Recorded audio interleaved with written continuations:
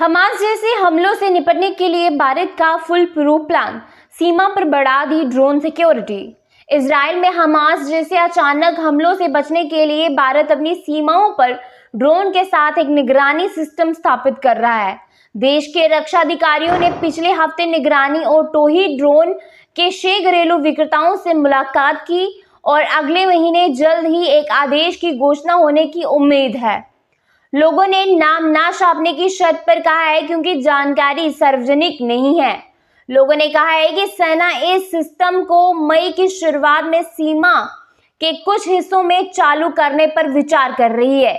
सीमाओं पर हर समय निगरानी रखने का कदम तब उठाया गया है जब पड़ोसी देश चीन और पाकिस्तान के साथ खासकर हिमालय पर तनाव बना हुआ है, जबकि यूक्रेन में युद्ध ने प्रधानमंत्री नरेंद्र मोदी की सरकार को अपने शस्त्रागार, युद्ध की तैयारियों और युद्ध के मैदान पर प्रायोरिटी का रिवैल्यूएशन करने पर मजबूर कर दिया है।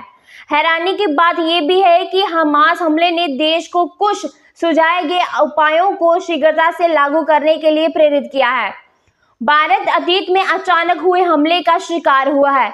2008 में हमलावर हथियारों और ग्रेनेड में लैस पाकिस्तान के हमलावरों ने समुद्र के रास्ते मुंबई में घुसपैठ की और 3 दिनों तक शहर के प्रमुख स्थलों की घेराबंदी की, जिसमें 166 लोग मारे गए थे। भारत ने आरोप लगाया है कि उसकी पश्चिमी सीमा के पार हथियारों और दवाओं को ले जाने के लिए ड्रोन का इस्तेमाल किया जा रहा है। लोगों ने कहा है कि इस सिस्टम को सीमाओं के पूरे हिस्सों को कवर करने में लगभग 18 महीने लग सकते हैं और इसकी लागत सालाना $500 मिलियन तक हो सकती है।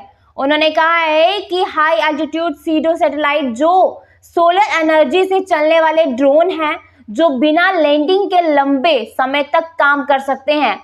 24/7 उच्च ऊंचाई वाले लंबे सहन शक्ति वाले ड्रोन सीमाओं के साथ पारंपरिक रडार नेटवर्क के बैकअप के रूप में भी काम करेंगे, जो सीधे स्थानीय कमांड सेंटरों को पिक्स भेजेंगे।